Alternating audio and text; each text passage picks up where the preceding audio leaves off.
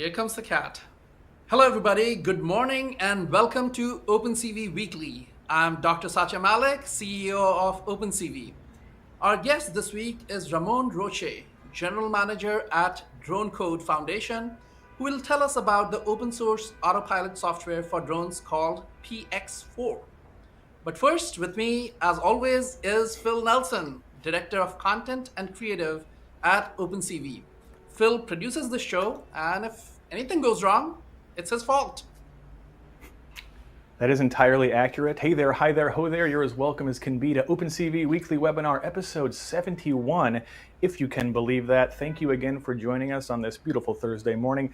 I am the co-host with the co-most, the second banana who is second to none, your plus one and only Phil Nelson, here to remind you of a few things we do every single week here on OpenCV Weekly Webinar. The first of which is a special giveaway to one of you lucky viewers in the audience. Join us on Zoom to participate in that after the presentation. If you're not on Zoom, you can get there by going to opencv.live. You'll be able to choose from a little swag pack from PX4 from our guest Ramón, generously providing. Thank you so much.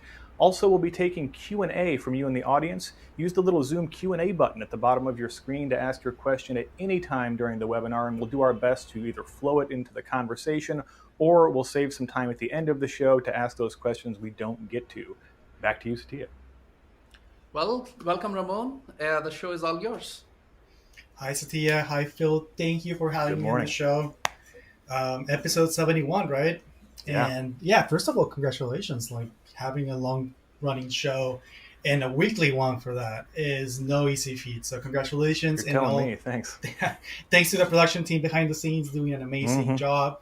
Yeah. Nice shout out to you. Well, I'm really happy because I get to talk to the OpenCV community about open source drones. Open source robotics is a huge thing that's been powering industries all around the world. And, drones have beginning to shape how we actually work and how we do things in commercial and enterprise. And obviously, you've been seeing in consumer products more drones everywhere. And I just wanted to give you a quick sneak peek into what is it that we're doing and how we're trying to empower industries and how you can get involved as well. And maybe how we can get partner PX4 and OpenCV into the future. So you'll want to make sure that you can actually see my slides here. I'm on the Who Am I slide. Yeah, I might have to give it a second for it to update here. Okay, well, I'm going to talk about myself while that happens. So you go right ahead. Ramón Roche, like Satya already introduced me.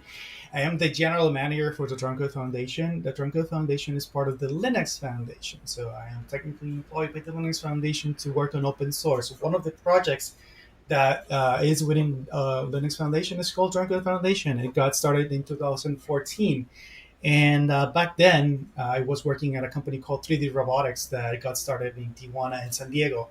And it was one of the first companies that worked on smart drones.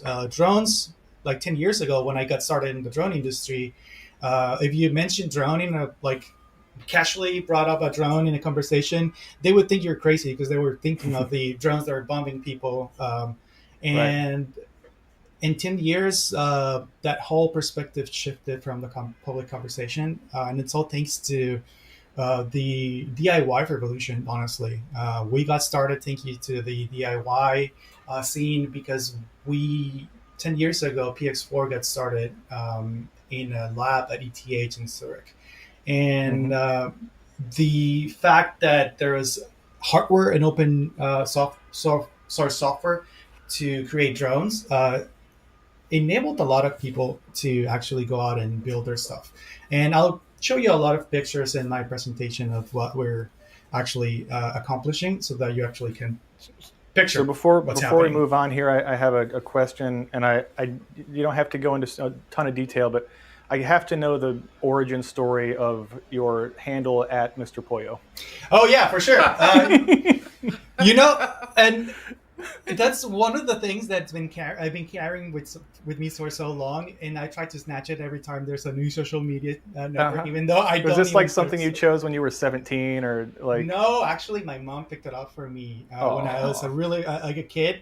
That was my nickname, and I went to school, and it was like my neighbors were in my school as well. So they were calling me by my nickname, and it just stuck with me, like school after school. And eventually, when I reached professional network, it just didn't go away. So I embraced it, you know? That's delightful. Yeah, love it. So if you want to find me, do at Mr. Pollo on Twitter, GitHub, Instagram, LinkedIn, everywhere. I'm there.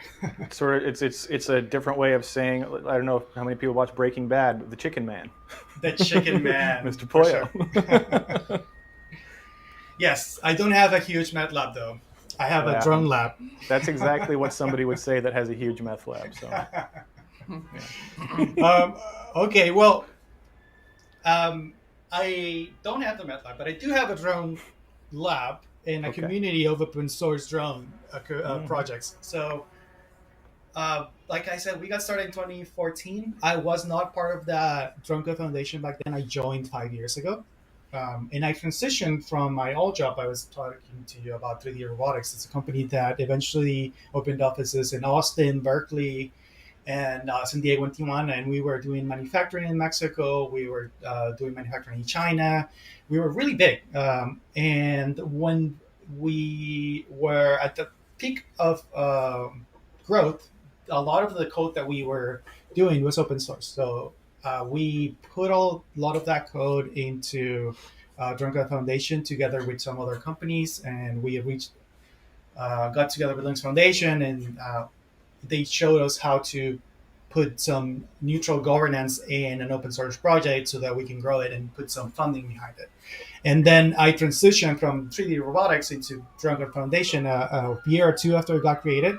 And one of the main sort of goals for my role was to be the lead person behind the development team and the community of companies that are adopting PX4. So I work with the developers and maintainers and the companies to make sure that the open source and all the open technologies really, like you're going to see, that remain viable for the drone industry. The drone industry is a really small industry, but like with any robotics, sort of niche robotics is really big right now, and it's starting to kick off. So happy to talk about all of that. I don't know I've got one more question here about. So how does something like that happen? How do you approach? How do you get into this position? Like, is it you just meet somebody at a bar? Like how does it work? For what specifically? Like for just starting up to get to where you are. Like how did your story start here? You kind of skipped some parts in between. The Linux Foundation and drone code and. But what happened before, right? Yeah. Well, I was lucky enough that the founders of 3D Robotics, the company where I started in the drone industry, they got started in Tijuana, and I met through some relatives through my professional network, and he offered me a job. I was actually not doing any drone stuff. I was working on the web store because they were using one of those services where you host your products and they take a fee out of each payment. And I helped them transition away from that because I was doing marketing and websites and apps back then. And I fell in love with the technology, to be honest. I always wanted to be a pilot and be in the skies, and being able to have the level of knowledge that I had, which was not a lot. I knew how to program. I knew how to get my way around open source, but I would never actually made anything with hardware. And having all the tools at my disposal just enabled me to really get exposed and fell in love with the technology. So it was not a bar, it was a phone call, but it was really as casual as that. And then from there, I just liked what I was doing, and I still do. Like 10 years later, I think I'm really happy where I am, and I'm really lucky to be in this position right now, to be honest. The good thing about starting in a field where there's not much history is that you can very quickly become the expert. The people who have been around have been around for 2 years, right? So you can become an expert in the field very quickly because you're doing this day in and day out. And we are starting out. When you're starting out, there are not very many people out there, right? That's so true. That's a good career move. When something is taking off, you just ride the wave along with the rest, right, of the community. Yeah, that's so true. It's beneficial to be early, definitely. Yeah, and then also if you have an open source community behind you, that becomes even easier because I don't know about your experience with open source, but personal experience is the community really helps, and they pitch in and they supported me through this journey. So uh, it goes both ways. We also want to support everyone that joins the communities. Yeah, we're very lucky to have this awesome global community that supports us and writes code and creates these awesome demos and products and projects in school, and it's really heartening to see the stuff that other people make, and to be able to help people solve their problems and then have them help you solve your problems as well. That community can't be understated. It's basically everything. Yeah, I don't know how the saying exactly goes in English, but it's like, you scratch my back, I scratch yours. That's like that. Exactly the right phrasing. Yep. So like that's the beauty of open source. And two, it's like, love drones, I love technology, but I love open source even more. And the fact that I get to do that with robotics is just mind blowing for me. And there's a lot of different open technologies that we work with. There's PX4 Autopilot, which is the big one. We call it like the Linux kernel of drones, even though it's not even a kernel. But it serves as an analogy so that people can actually see it in a map and say, oh, okay, this is where it lives. This is what PX4 is. And circling PX4, there's different tools. There's open hardware. There's a communication protocol so that drones can speak to each other and to different sensors. There's a mission planning and overall like an application where you can actually tune, flash your drone, configure different sensors. And there's also SDK so that you can communicate directly with the drone. We have our own SDK, but we also support ROS, which is a huge thing that the community is actually really involved with. And yeah, so PX4 is being widely used and adopted in the drone industry. As with any open source project, it's hard to actually measure how many companies are actually using it. It's free, you can download it and just install it. It's a beautiful license. But for a foundation that actually tries to manage the community and organizations, it's really hard because you don't actually get access to those numbers. You don't really know which companies until you actually make it attractive for them to actually go out and say, yes, we use PX4. Yes, we use OpenCV. Until then, they're usually pretty quiet about it. But we've been trying to work with them to actually teach them the benefits of belonging and being proud of being part of the open source communities. So we have different verticals. We got consumer, commercial, and industrial, and we have different examples for each. We have a lot of companies that are within the ecosystem. I'm going to show a quick slide with some of the members that are part of the foundation. We got Autel, Microsoft, NXP, and the usual suspects in robotics, but also a lot of companies that are very specific to the drone industry. Those are just the blog cloud, but the next slide will give you the overview of some drones that are out there that you might recognize. You might see some brands in there that are more easy to recognize, but on the next ones, impressive wall of drones you've got here. I mean, I feel like there's enough of them here. You could have generated some of these with a GAN, and I wouldn't be able to tell the difference. Perhaps, yes. Amandi. We got different use cases for drones. Like you think of a drone. Before 10 years ago, like I said, you drop bombs, but now you feel like a selfie drone. Like, take a picture. But in reality, they're tools. They're professional tools. They're sensors in the sky. They're collecting data. So it's all about how do you enable, like it's all for us, like how do we enable companies to actually build these products? We got mapping and inspection drones. We got package delivery drones. We also have mapping and inspection, more mapping and inspection. And I'm going through my slides. I know there's a bit of a delay, but I'm trying to go as fast as I can. Medical delivery and emergency response, that's a huge one. We have public safety for security reconnaissance. We have rescue drones, really advanced motion drones.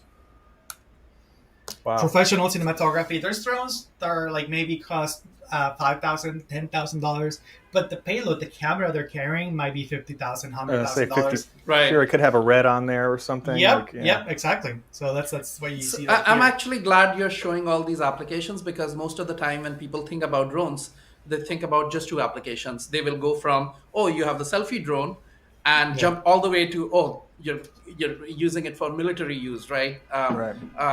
But all these other use cases, which is probably the majority if you think about it, they are ignored or people don't know about them as much. Hmm. Correct. Yes, there's a lot of use cases right now for drones. Um, I like, for example, and there's something that I don't have pictured here. In construction, drones are being used to save a lot of time and waste in materials. Like you Hmm. can do like inspect I forgot what the name of when you have like a ton of sand and you put it in a pile. You can actually measure the volume of the piles with a drone, and instead of having to hire an engineering firm to go and do like a survey and it takes a month and they'll give you a certified report. Now you can just go out and fly every 30 minutes or an hour and get that same certified report automatically coming out of a drone. Wow. And One of my favorite applications was this windmill, the wind you know, inspections. inspections, because that's a dangerous thing. You Yeah. literally had to drop a person from a helicopter, hanging and looking at these things. Instead of now, you can actually use drones to Yeah, go and inspect, and you can do it more regularly as compared to having a person do it. yeah. I don't know if our audience has seen the like videos of people inspecting those actual turbines in the sky. Like you It's just scary. Yeah. going up the stairs, it's scary. Just being up there, it's freaking scary. Yeah. And having a Even drone to even be just able getting to, up there is scary. Like the little catwalks they have to walk on are, like 6 inches wide. It's, yes. yeah. It's And then just having the eye in the sky sometimes is all you need. And there's other use cases that are more flashy, like drone light shows, which I will kind of get into a little bit. And I don't know if you can kind of see it on my background on my desktop here, but there's a picture in there. I think it's the lighting's not good enough to be able to appreciate it, but I do have a picture somewhere. Anyways, I'm gonna start moving on my slides because I know there's a delay on them. There's more drones in here, and I want to get over to talking about open source drones specifically. Um, so we got this drone industry that got started like 15 years ago, probably, and then and it went hand in hand with this open source revolution. There's obviously closed source solutions. There's really famous ones, and honestly, the majority of the volume of drone sales right now can be captured by one single company that is operating out of China. It's called DJI, and they saturate saturated the market really early with really cheap solutions. And the problem that got created by that is like, okay, you get access to the technology and it helped we get community acceptance and public acceptance, but then when you need options, there's not really a lot of options. And there's nothing better, honestly, for an open source project than your competition being all closed source and being this so big, because there's no other option than coming to us Yeah. and being the open Mhm. solution and having a community and ecosystem. It just makes it like it sells in its own. Like, to be honest, it's not that hard to convince a company to move from that platform to us because they see the benefit. But yeah, there's a lot of tools and projects that just get created, and I want to talk about all of them. But before I do that, like, I want to focus on the PX4 Autopilot, because if there's one thing I want the audience to get out of this webinar is the fact that you can go right now, download it, and launch a simulator and start playing with a drone. You don't need any fancy hardware. Although, if you want to build something, like, yes, you need hardware. I know I can give you a link so you can buy a kit. There's kits that you can buy, and I didn't have prepare with one next to me, but you can buy a kit for $300, $400, and it'll have everything you need to assemble it and get a drone flying real fast. So Wow. What's your favorite kit for somebody who's a beginner? Yeah, beginners. it's called the PX4 Developer Kit, and I should have made a slide for this. The PX4 Developer Kit is something that Drunken Foundation created with a company called Hollywood out of China, and they ship a box to you that has pre-assembled parts, and all you have to do is put it together. It takes 30 minutes. I've done it myself, Wow. and you get a drone. I mean, and it's a really good frame because it's a big frame, and you can customize it. You can add add-ons to it. You can maybe add an OD into it, or I was just about to ask. You read my mind. yeah. And that's the main reason why we chose that one. And it's not the only kit. I'm working with other manufacturers. There's Model AI out of San Diego. They have a big a really good platform called the Voxel 2, and I hope that we can get working together with them real fast so that we can get their kit out and certified as a PX4 developer kit soon. And yeah, there's other solutions as well. I will try to get a link going as soon as I'm not sharing my screen. There are But quite a few drone companies out of San Diego. I wonder why. It's yes, just that I yes. realized right now. I know this. I know the reason. There's a really big push towards defense and security right now, Camp and Pendleton. Yeah, Camp Pendleton it's a huge influence. got Yeah, it. it's Got one it. of the, for folks that don't know, it's a relatively large military base in San Diego. Yeah. Correct. I know it. I know it well. I used to live in Carlsbad, so yeah. Right next to it. Yeah, so I'm not hiding it. Like everyone uses open source in the drone industry. Either there's another project as well. It's not we're not the only one. PX4. There's another one called Autopilot. Hi to the Autopilot community. It's a great community as well. And if companies are not using the closed source, they're using PX4 or Autopilot behind the scenes. So next slide.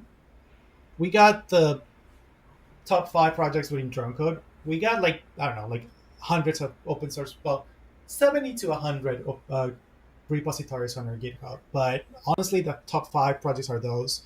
PXOC is the open hardware, and I will speak about PXOC. It's really important. But PX4, quickly, it's like a BSD licensed project, and it's a really novel platform, so you can get working with robotics real fast.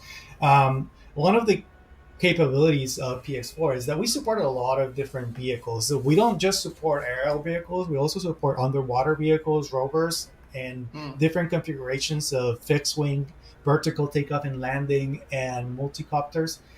Anywhere from multicopters with 4 motors to 8, 6, 3, even 1.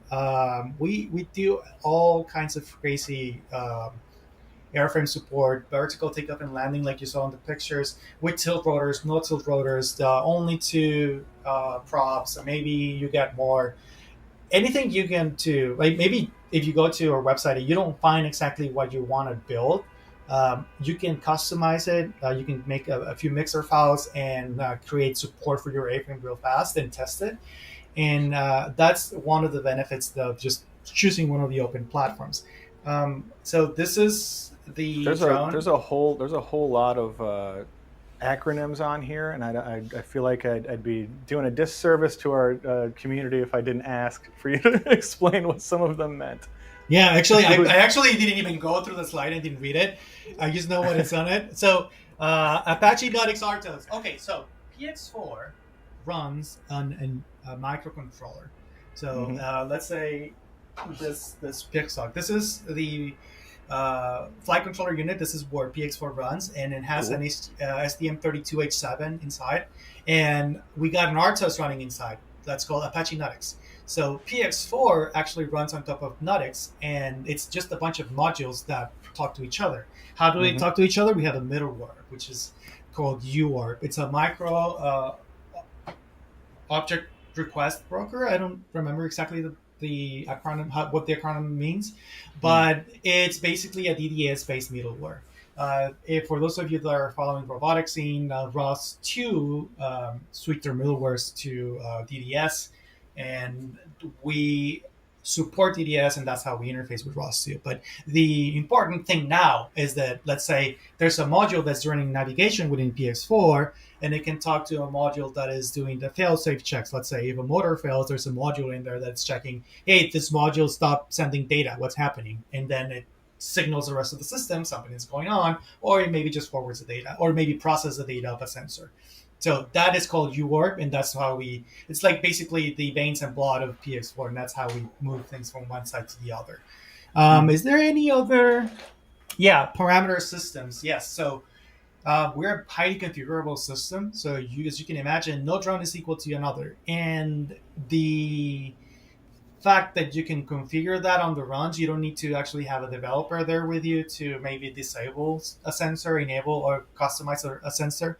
You can do that with a parameter system. We expose that through a UI, and Pilot can go and tune whatever they need to, turn something off, and they can do that to the parameter system. Developers get an API where they can actually define those parameters and the capabilities of those parameters. Cool. Yeah, so that's a bit getting into the weeds. Comprehensive. But those are all the acronyms that were on that slide. So the next one, there's a drone on my slide deck. I don't know if you can see it yet, but I'm circling specifically the flight controller, which I have in my hand. This is probably picture. Oh, there you go. It's in there. And that's where PX4 runs. And why do I like to point it towards here? Because this is where the magic happens. I have a quick architecture. Surprisingly small. I mean, it's this. It looks like the size a little bit smaller. What's the weight? Yeah. The weight of this flight controller? I don't know. I don't have my scale in here, but it's like light as paper. It looks like about the size of one of those old Nokia phones, but maybe half the weight or like a quarter of the weight. I don't know the size, but I can give you the comparison with the OAK-D Lite. It's lighter than the OAK-D Lite. Oh, wow. Oh, nice. And that's already very light. Yeah. Yeah, and it's really light. So how does actually a drone work? What is inside a drone? This is the slide that I liked the most because this is where things start to come together. So a little bit outside PX4, yes, you got this system that runs the drones. Okay, good. But that's inside the flight controller. Flight controller is the big box in there, and that's the one I have in my hand. Then you have things like telemetry for the radio. You might want to have an RC. Let's see if I have an RC. Yes, I have an RC here. So you have an RC. And then how do you communicate with this RC and these buttons to the drone? So, okay, we defined the interface, and there's support for that. You maybe have a ground station. You may have a laptop where you actually configure the missions. You got to remember these drones are smart. So having an RC kind of defeats the purpose of having a smart drone because why do you need the pilot when you can just configure it and to do a mission autonomously? Okay, well, we have the software to configure those drones autonomously, and we have the interface so that if you don't want to choose our software to configure things, you can build your own. I mean, there's an interface, and there's a very well-defined interface for that. You can do that. It depends how much involved you want to get. So we got support for that. We got different motors and sensors that we support. And let me move. So I mean, slide. For use case wise, maybe you've got a drone that you competes in BattleBot competitions on the weekends, and then during the week, it's an autopilot drone that takes pictures of those nice Orange County mansions, inspecting roofs in Orange County. Yes. Yeah, exactly. No, the real estate photography, drone is now an essential component. They do use it quite a lot. Yeah, you joke, Phil, but it's actually it changed everything in real estate because now you can actually go and get obviously really nice footage, but now you can actually go out and inspect things before you buy it. I mean, before you wouldn't get into a roof, you wouldn't go up on a roof, right? But now you can actually go out and inspect, hey, what's going on with this pipeline? I know a couple of guys that have quit software engineering jobs to just fly drones and do architectural stuff. I'm not kidding. And that's software engineers, pretty good payday this current times. But when you can quit that to fly drones, there's money in the drones too. Yeah, I want to just thank you in the chat because someone actually gave us the definition for you or thank you, Kishore. And then Daniel in the chat is also saying that the U.S. requires the FAA that there's a pilot beyond visual line of sight. And that is all true. So, yes. And yes, you can get the drone to go out there and drone on its own, but pesky humans and laws, we have these regulations and we need to consider safety because you wouldn't want someone to just go program a drone to fly above in a concert, right? And fall on top of people. You don't want that. Right. So there's a lot of rules that have been happening slowly, to be honest. In the last 10 years, it's been really, regulation has not really enabled the industry as it should, but it's slowly getting there, and it took a lot of effort to work with the FAA for them to understand what a drone is and what different capabilities are, and eventually there's been different regulations that have been passed. Right now, actually, the drone ID,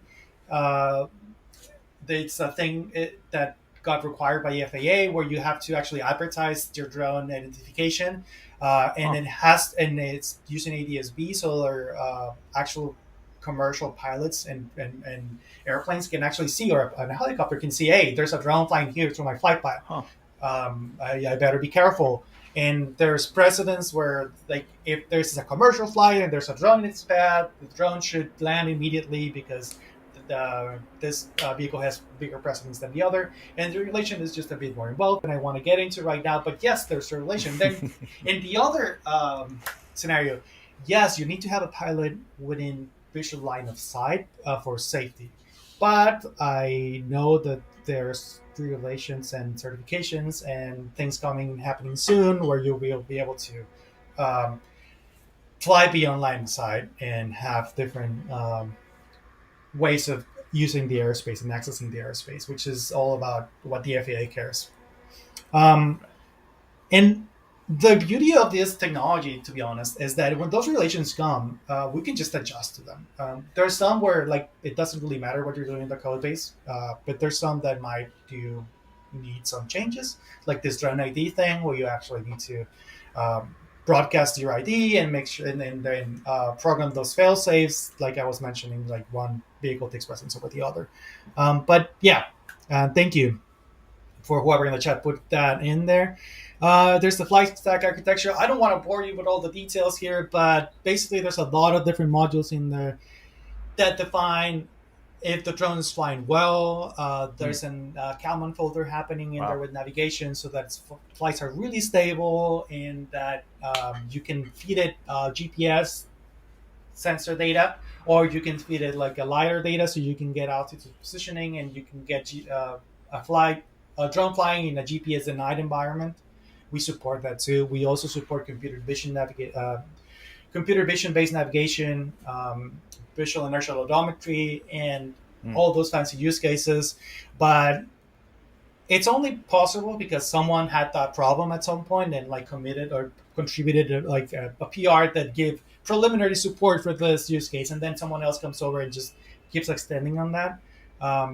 That's the beauty of open source. Obviously, there's some, and I gotta stop saying obviously, but there's different use cases where like someone comes in and says, "Hey, this is a great feature," and they just dump that feature on you as a maintainer, and like they don't really support it anymore, and it just rots in the code base. One of the pearls of open source, but we're really when we review those pull requests, we have some checks in there where we actually try to make sure that no thing comes in that is nothing that we don't want it to. Yeah, you have to really be intentional about the code you let into your repo, because it can, there's a saying you hear a lot these days, a few bad apples. The full saying is a few bad apples spoil the bunch. And it's the truth. It's especially true with code where, you have these old deprecated code paths that nobody's looked at in a decade or something, and it makes the whole thing less good. Yeah, and like there was this big thing in the Linux kernel a few years ago where a researcher from a university did commit. So this university program had access to commit the kernel because they were a trusted group, and they were committing intentionally.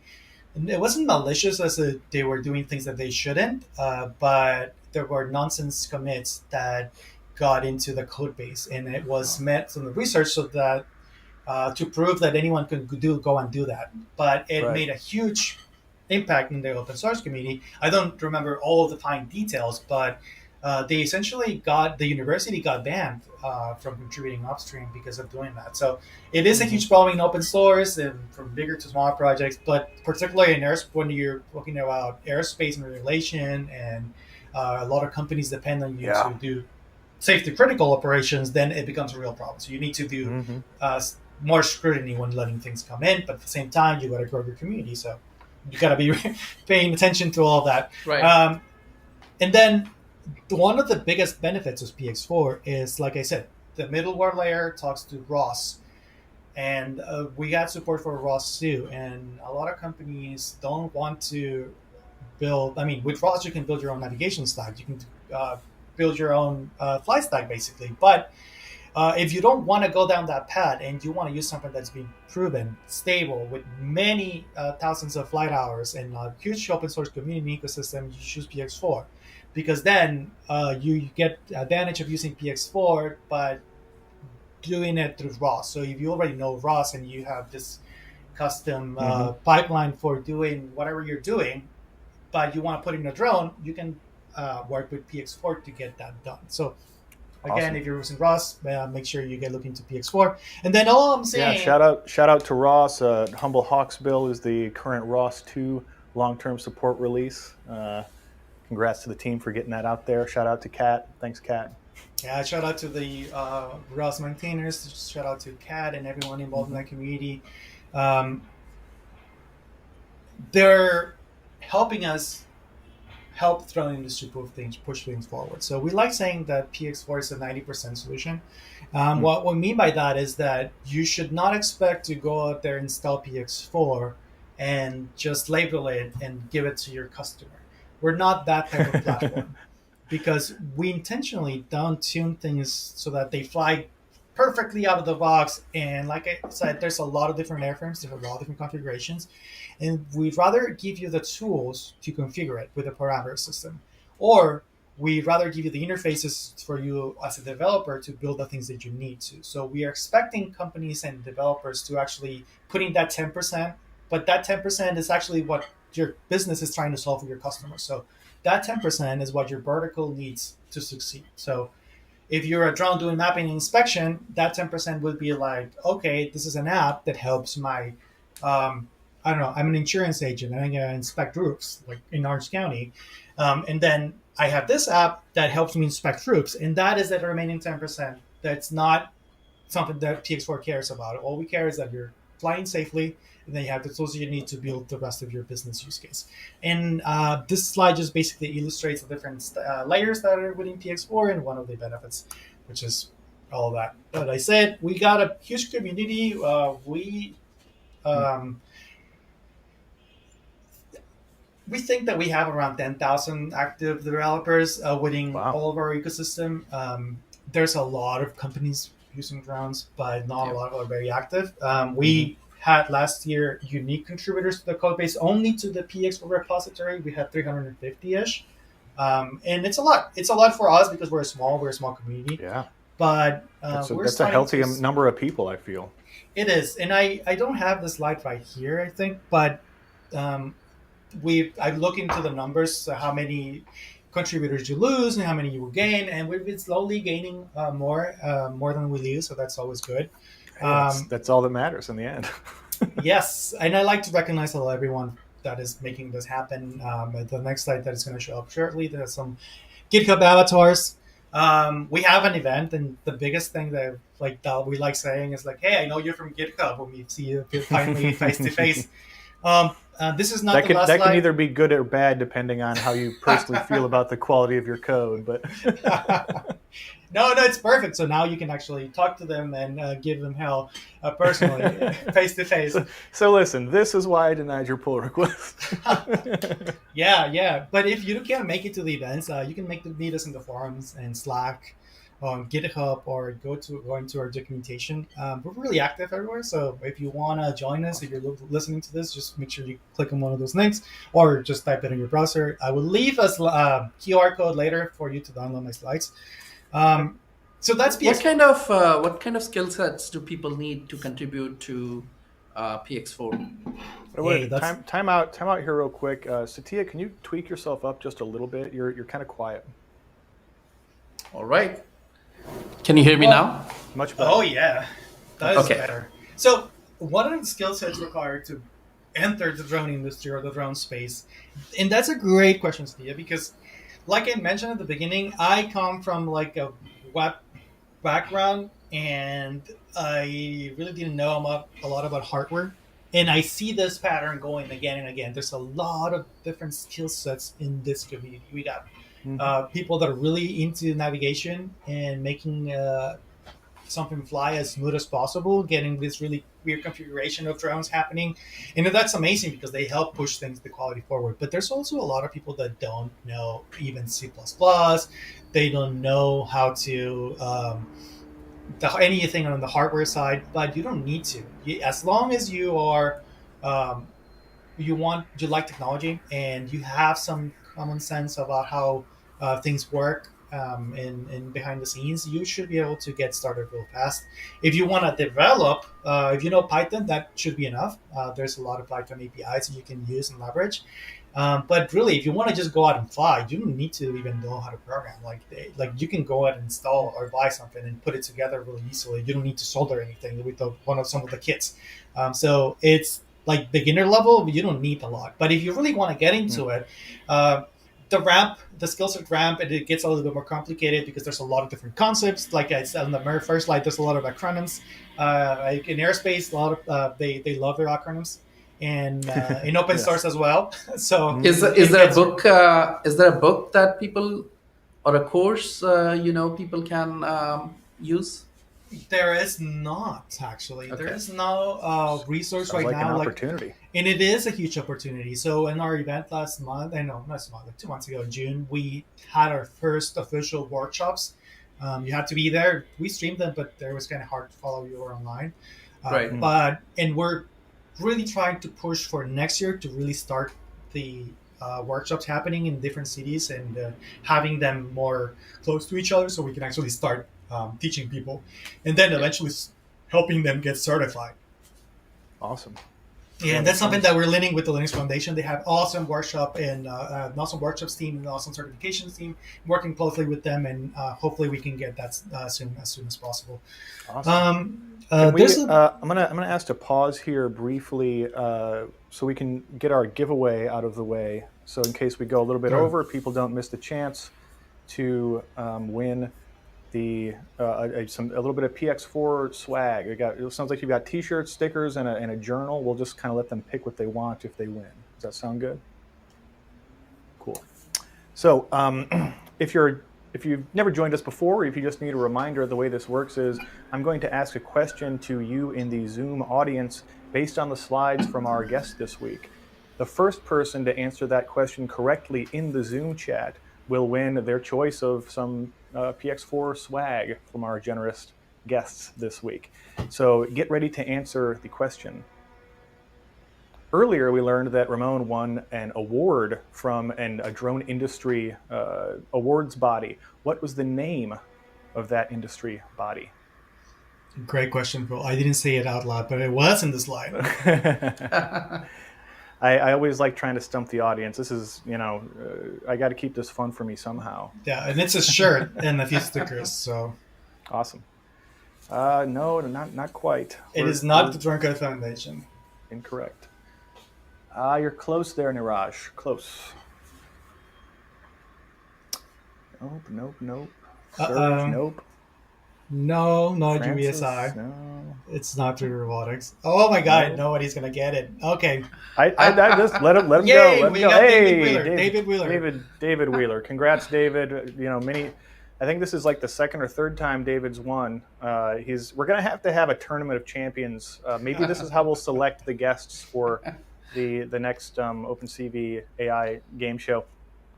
So congratulations, David. Please send one email to phil@opencv.org, and I'll see that you get access to your choice of PX4 swag there. Also, operator, can we get camera 98, please? Yeah, there we go. So another thing, of your cat, Phil? That's a great question, Ramon. I was just about to remind the audience here that we still haven't named the cat. This is our beautiful but unnamed feline companion. We are taking your suggestions for names of the cat, so please send those suggestions to newsletter@opencv.org, and we will read the best ones on the air next week. Somebody in the chat says that's not a real cat. You're not a real cat. Well, you're not a real person either. One small comment: that floor looks cold, so we better put in something. We need a bed. I think that's what we'll do. Maybe we'll run a Patreon for the cat. We should. Well, lastly, I know we're running short on time, but I do want to talk about PixArt, which is the hardware, because you get amazing software and you get this thing going, but the number one problem then becomes, okay, so where can it run it on? Where does it run? And 10 years ago, there were not good solutions. Actually, this software got created out of a DTH lab called the PXOC lab, and they were doing computer vision. So Dr. Lawrence Mayer, the founder of PX4 and PXOC, was trying to do computer vision navigation with drones, but he couldn't get a drone because back then there were no actual drones that you could buy, and he built his own out of like off-the-shelf parts. And he quickly realized that having something out there and open would really benefit other researchers. So he made a paper on his flight platform that you can find online, and also about PX4 Autopilot. And then a few years later, we got immense collection of open hardware. Let me see if I move on my slides. And it's the same circle thing. It's this thing that I put in the last slide. There's a different versions of the hardware. We got Pixel 1, 2, Pixel Pro, Pixel different flavors.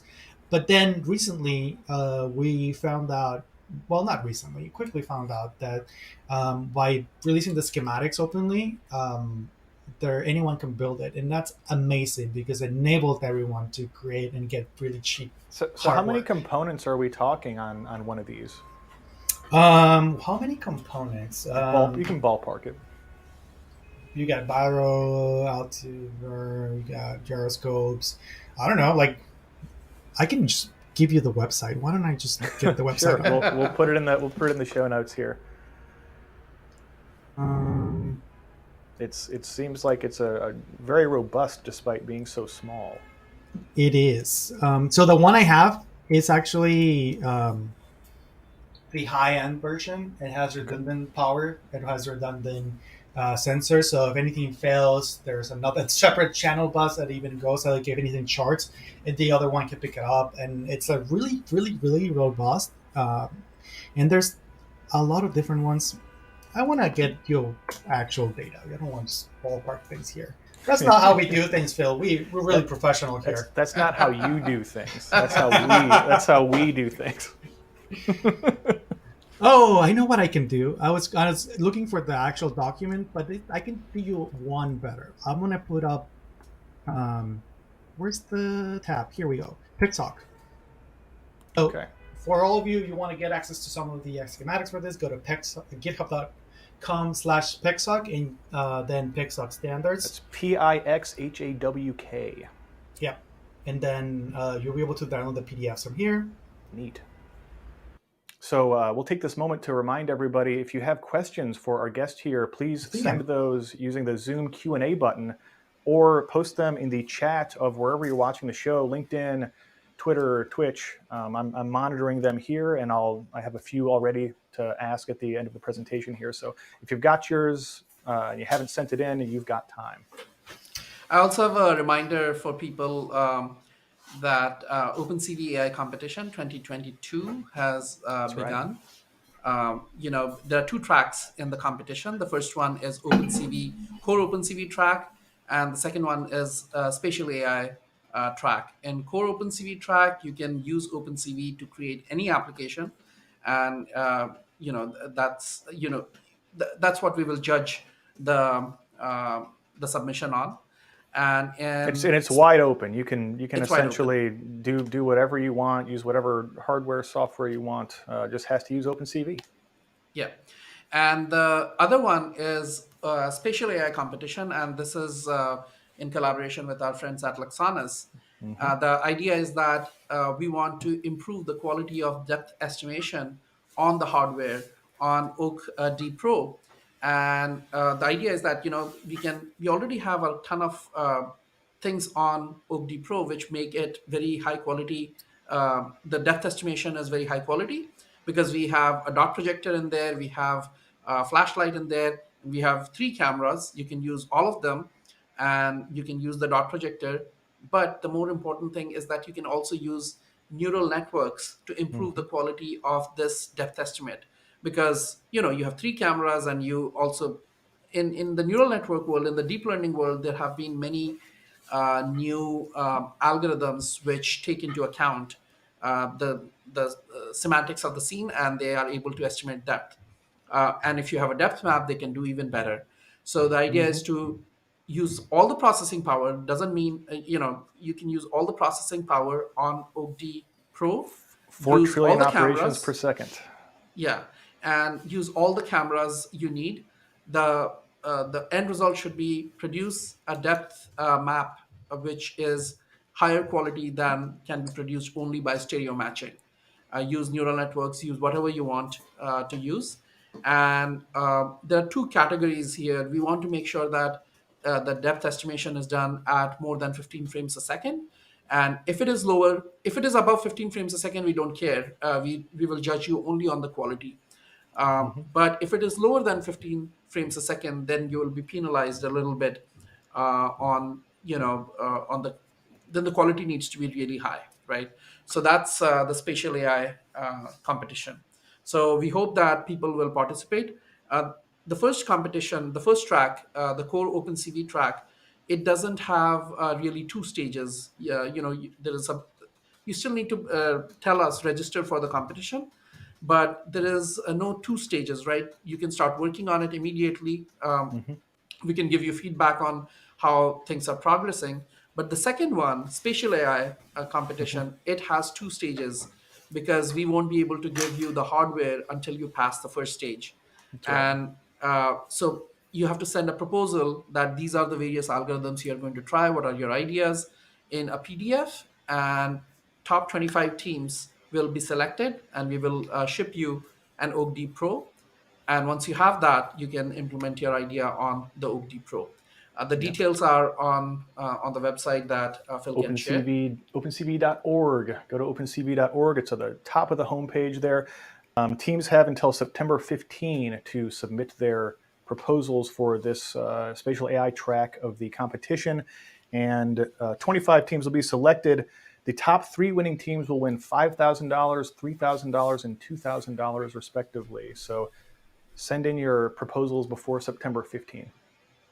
I think And the good we're news is that we have $20,000, more than $20,000 in mhm. prizes. So Yes, and the OpenCV track, there's three different ways you can win prizes, and you can win all of them. You can win first place in all three. So go to the website and get all those details. Also, sign up for the newsletter at opencv.org, opencv.org/subscribe. Ramon, finish this excellent presentation, if you will. For sure. I don't think we have a lot of time. It depends on the audience, and I It's want all to. good. It's all good. All right. So just like I'm on the last of my slides here, I just want to Okay. briefly mention that the community is really active. We had our, uh, I think, fourth event in June in Austin, Texas, and it was really great to see the community again after 2 years of being virtual only. Mm-hmm. And I also want to talk about Ross again. So we are going to be in ROSCON 2022, where In Toronto Foundation Kyoto. is a silver sponsor of ROSCON 22 in Kyoto, Japan. I'm really looking forward to Awesome. being in Japan soon. So if you're looking into going there, please let me know and let's chat, let's connect. And like huge shout out again to the ROS community. And if you have no idea what ROSCON is, please go to roscon.org. Yes. Roscon.ros.org, and it's a great robotics event. Lastly, I also host a podcast that I actually just got started. I just have like 4 episodes out there, and we talk about companies in the drone industry that are adopting open technologies, and it's on our YouTube channel. It's youtube.com/PX4 Autopilot, and you can find all of our episodes together with tutorials and more content on PX4 that we produce weekly. Um, then, lastly, this is really the last thing on my slides. I don't want to leave you with the impression that, yeah, there's a lot of things in here that I can do without actually giving you the reason why you should do it, right? Hmm. There's an actual industry happening, and there's an opportunity for everyone that wants to take it. So the estimate for the market value of the drone industry in 2026, which is 4 years from now, is $58.4 billion. Hokey smokes. $58.4 billion. In it right now, it's $27.4 billion right now. Right now, I can already tell you that there's not enough players in the industry to fulfill the requirements for all of the market. And in 2026, hopefully you're part of it and you're taking advantage of all of this. Just one example, Walmart just recently announced that they're going to be doing drone delivery in some states, in some counties, and they're actually using PX4. They're using open technologies. They partnered with DroneUp, a Wow. company out of Florida, and they and Watts Innovations and out there, and together, they put a solution together to drop ship packages in your backyard. So Walmart has already made this happen. Amazon kind of hinted at doing this a few years ago, like 5 years or 10 years ago, Yeah. maybe. But it was like perceived. Well, it's kind of like a marketing stunt at the beginning, and it sort of opened the conversation and the community acceptance, and now it's actually a reality. And seeing that happen live, it's like mind blowing. But regulation is finally at a point where you can build the business. If Walmart is doing it, if a company is their profile is The doing world's it, largest retailer. Yeah. you can do it. And if you want to get involved, well, let's chat. Feel free to download my slides. There's a QR code there. You can get access to this slide deck, and all my contact details are there. Like I said, Mr. Pollo at Mr. Pollo, Twitter and GitHub, everywhere else, or my email is right there. At The Chicken Man. The Chicken Man. And yeah, this is the end of my slides. Is there any other questions that I should be answering? Yeah, we've got tons of questions. Let me go ahead and let me pull some from the chat here. You can go ahead and give us the 3-shot operator, if you will. Yeah, so there have been a few. Toto would like to know. So we addressed this briefly in the show, but Toto would like to know what economic kits can you recommend to start with PX4 that support ROS? Like, what are the sort of low end of the kits? Okay, the PX4 developer kit, and again, I should have put in the link on my slides. Let me see if I can get a link in here real quick.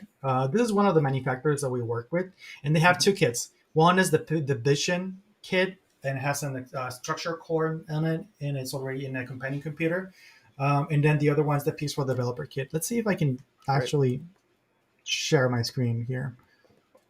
There's that link for those slides if anybody wants them. We'll also make sure to put a link to these slides in the show notes, which you can find on our YouTube channel next week. So this is not a cheap one. This is a $1,800 drone, but this is like a Vision kit. This is something that you would use to actually do computer vision on the drone. But if you want something that's cost effective, is that a structure core? It's a structure core, yes. It is. Wow, I can't get away from structure sensor. We cannot get away from structure sensors. I designed a bunch of the stuff for that, like the packaging and some other things. Yeah, we were chatting about it in San Francisco in the meetup. It's funny. This is the dev kit. This is the frame that I was talking to you about. It's like a very open-ended frame, and you can put anything in there. So for $600, you get everything you need, even the RC and the telemetry kit, the radius. You can purchase it. You can configure this. So you can remove some stuff. You don't need telemetry. If you don't want the GPS, you can get stuff away, and it's even cheaper. Or you can just buy a flight controller if you want to. Just do some research. Or like I said, here's a tip.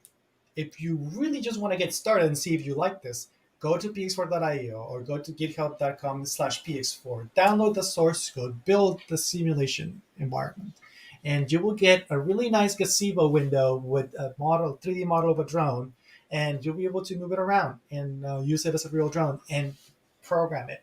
So if you want to just get started with drones again, you don't need to purchase anything. You read my mind. I was just about to ask about simulators. I know Gazebo is something Ross has put a lot of attention and time and effort into, and it looks really great. And it's awesome that people can literally just try out these systems without spending a dime. You can just go get an excellent simulator that will give you the real thing just on your computer instead of buying it and waiting a couple weeks for shipping or whatever, and then finding out that, I should have bought this thing, and then you have to order that and wait for another couple of weeks and put it in the simulator, try it out. You'll know exactly what you need, and then you can just go buy it. It's definitely. It's the simulation support is one of the biggest key factors here, and this is because you can't just expect the developer to be able to program something within the drone and it just works the first time, right? Yeah. So we've crashed many virtual drones. So for those of you that said that it's not a real CAD, no. It's like you need virtual reality to become a thing so things become safer. And this is one of the aspects. And I don't get me started with VR, please. I can just get going. But there's a question that I want to get to on the Q&A on Zoom. Can I read it out loud? Go right ahead. So the VIO that PX4 uses it's ROS 1 based, and it's outdated and unsupported because it's meant to be used in an Intel device. Is there any plans to update the VIO or to work with an IoT camera? The answer, Jason Patel, is yes. Yes, we're working to update the VIO towards ROS 2 using our new ROS 2 pipeline. And then we're also working with Luxonis. Well, working might not be the right Collaborating. word. We're collaborating with Luxonis. And hopefully we're soon going to see a version of the kit that I showed on screen, the PX4 Vision, with an OD in there. Yeah. Awesome. So you're replacing structure core with OAK-D is what you're saying. Yes, and then we might be going further than that. Take that, former coworkers. Merging these two together, the flight controller and the camera. Yeah. That would take things even further. Yeah, now you're on the trolley. Yeah. There's a good question here from Zach, which is, and I'll ask this of both Satya and Ramon, but what do you think the biggest need in the drone industry is currently? And we'll start with Ramon. Well, the biggest need right now is pilots. Okay.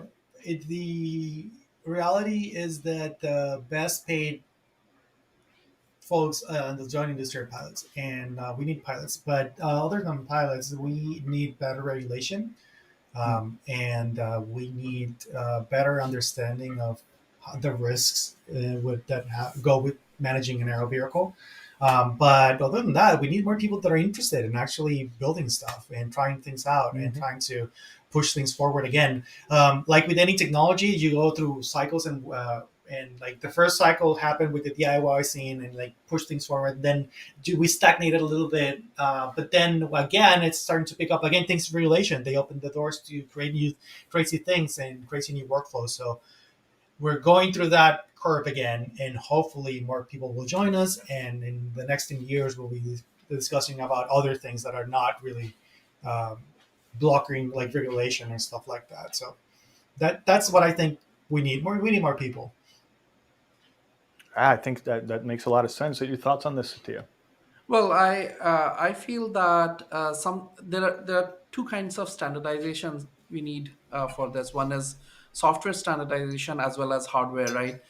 Some kind of certification where I can be very sure that if I'm using this drone, it has passed certain standards, that it's not going to fall off the sky, or some sort of an authority which says that if you use this drone, it is commercially.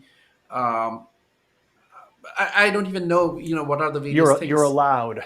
Yeah. Yeah. Right. So that, and as well as the software standardization, interoperability, etc. Right. So that if I can write once and have the same code run on different drones reliably, or with some modification, etc., that would be the gold standard, right? Even if it is bifurcated into one or two platforms, like iPhone and Android are two different platforms for mobile, but it's two, right? If we have that kind of thing in it's getting there, it's getting there. But I think standardization is very, very important, and also the ability to add new sensors, etc. Where how can we do? Let's say OAK-D came along, right? It takes time to get that sensor in, but can there be open standards so that the sensor manufacturer can provide some kind of a plugin for this, and you just operate, right? So you can use standard USB or some sort of connection where anybody can plug in new device without active development from PX4 or ROS or somebody else, right? So that kind of thing. That's awesome. Yeah, it seems like that's really what PX4 and ROS are kind of trying to do. They're going there. Response to that, Ramon? Yeah, no, actually, thank you, Satya, because that should have been my number one, like standardization, like more standards. We need more. We need more open interfaces between components and between people as well. Like, how do you operate this drone becomes a question of which drone is it, like which manufacturer built it, and where it shouldn't really. Like the operation should be standardized. Like, and we're starting to see efforts going in that direction where people don't want to train their drones on different manufacturing platforms. They want to just train them on one. And that applies to all different aspects from top to bottom in the drone industry. And there's a good question that kind of applies, and I want to get to it in the chat. It's how does OpenCV apply to PX4? Great question there. And it's a great question, and I feel like bad because I didn't get to it on my slides. But let me start by saying this: there's already folks using OpenCV in drones, and there's been them forever. But how is it to use it? How common is it? And are the interfaces there that you need right now to take the most advantage of our OpenCV and PX4? The answer is maybe not, because we really have not invested in doing that, and we have to open those bridges. And one of the reasons why I'm really happy to be here is because I get to be talking to the OpenCV community, invite you to come and join us in PX4 and try it out so that we can build together those interfaces, those standards, and help other manufacturers maybe add support to their hardware, like Satya was saying, standardize those connections and the interfaces as well. And then we standardize software connections, and then we standardize hardware, and then all of a sudden we just create this bigger ecosystem. And we made it even bigger. Yeah, open source is a big tent, and we all benefit when the most people possible participate. And so please, if you're out there watching and you're thinking you're an OpenCV developer or someone who's very familiar with the library and you're thinking about drones, go say hi to our friends at PX4. I think we're getting pretty close to time here. Operator, do you want to give us the 2-shot? So thanks so much for joining us. Thanks to our guest. Satya, you want to take us home? Yeah, thank you so much. I want to thank the entire audience for being here. It's been a great show, Ramon. Thank you for the excellent presentation. I'm sure that people from our community will reach out to you, people who want to build their own drones or fly or program their own drones. Thank you so much. It was a great presentation. And as always, Phil, thank you for putting this together. That's it from our side. Yep. Thank you, Satya. Everybody out there, thank you so much for joining us. We will be back here next Thursday, 9 a.m., same bat time, same bat channel. Not quite sure who our guest is going to be, though. We'll have to figure that out. I am Phil Nelson, your co-host with the co-most, wishing you a great day wherever you may be. Play that sweet outro, operator. Bye. All right. Thanks, everybody. This was good. Now we can just kind of chatter over the outro. I love this part. Yeah. So, this This makes it look like a real newscast now. Yeah, exactly. This was a really fun episode. I personally learned a lot, and really, isn't that what this whole show's about? It is. Enriching Phil. This is my enrichment time and my enclosure. It is. Thank you, everyone that joined through this Zoom webinar thing. Yeah, and thank you. This was a really fun one. And thank you, everyone on the web production team. I will be in touch if there's any potential collaboration that can happen in the future. We should talk about creating a contest as well. Oh, yeah. All right. See you all next week. Bye. Bye. Adios. Thanks so much for watching this episode of the webinar.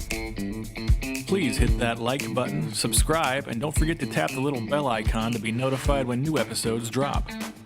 This week's episode was brought to you by OpenCV Courses. Learn computer vision and AI from the best at opencv.org/courses.